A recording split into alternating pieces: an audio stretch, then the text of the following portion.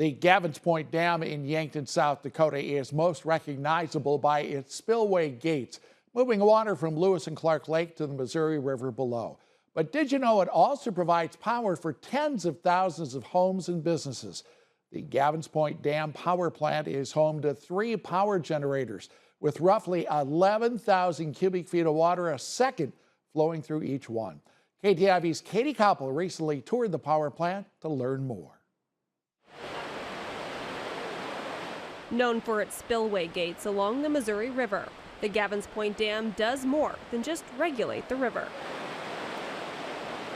Behind the concrete walls of the spillway sits a power plant. We generate 120 megawatts continuous, and that's approximately 100,000 homes.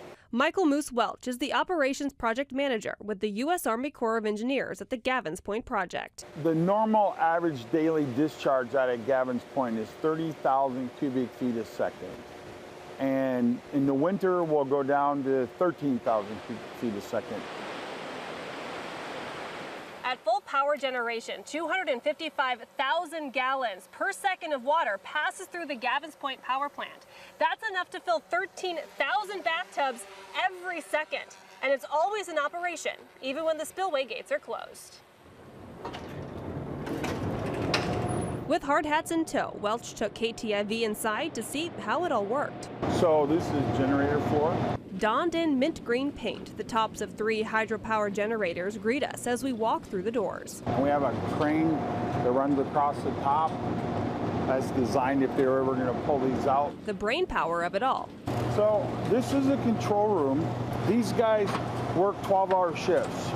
So there's someone here 24 hours a day, 7 days a week. This team monitors power generation and peak usage every day. So for instance, in the summer, everyone's air conditioner turns on at 10 o'clock. So you have this big spike in power need. Well, what happens at 8 o'clock at night? All the air conditioners shut off.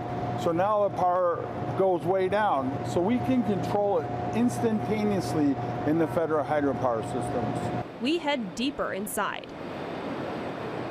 There are 3 generators churning water from the Missouri, powering Siouxlanders' lives. And you can actually walk down to the green gate, and that's the shaft spinning. So that's 500,000 pounds spinning. We keep walking down more stairs deeper below the river. So when we were in the lobby and they showed the propeller blades, right now we are below the propeller blades.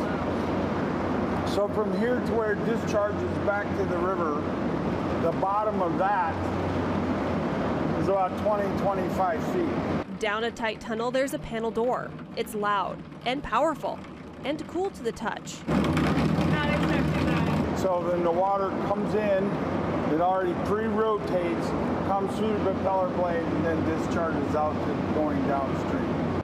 From the power plant.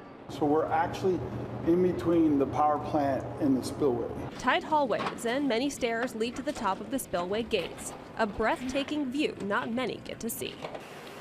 So this is the spillway. There's 14 painter gates. They're about 35 feet tall. Then the width of one opening. On this day, all were closed, but at full power. So in 2011, it was the most water we ever flowed through the dam. We couldn't produce a level of power because most of it was going through the spillway. Powerful water from the mighty Mo, bringing light to people's lives every day. People like when they go to the bedroom wall and they flick the switch, the lights come on. So one thing that I always tell people is power plant people brighten other people's lives. At Gavins Point Dam in Yankton, South Dakota, with Chief Videographer Acacia Phillips. Katie Koppel, KTIV News 4. In 2011, the Missouri River reached heights it had never seen before or since. Coming up next week, Katie will look back at the flood of 2011 and others along the Missouri River and how Gavins Point Dam plays a part in flood control and mitigation. Now, there are several people who will work around the clock, as you saw at Gavins Point Dam, in order for the power plant to run efficiently. From engineers to mechanics and other trades, there are several opportunities to work and earn a good wage with the U.S. Army Corps of Engineers. Many positions require an associate's or vocational degree with on-the-job training. Moose Welch of the U.S. Army Corps of Engineers at the Gavins Point Dam says a career in federal hydropower can offer great financial support and benefits for a young family. You know, I've had people come here to the power plant and they come out of Northeast Community College. So 18 when they graduate high school, 2 years of tech school. So they come here at 20, then they do 4 years of training program. So we're giving them keys to $1 billion facility when they're like 24 years old. For more information on job opportunities with the Army Corps of Engineers, you can visit this story at ktiv.com. Meanwhile, there is a new group of employees at the Gavins Point Dam this summer with one focus: weed control. Meet the goats of Gavins Point. The 4 goats, they were brought in for the summer months to help keep weeds and other vegetation down in the grassy area between the Spillway gates and the power plant. This is the first time the facility has brought in goats to help in weed and grass control. They're often used to mitigate weed growth in hard-to-reach areas like the hill between the Spillway and the power plant. Gavins Point officials say they will remain at the power plant for a few more weeks.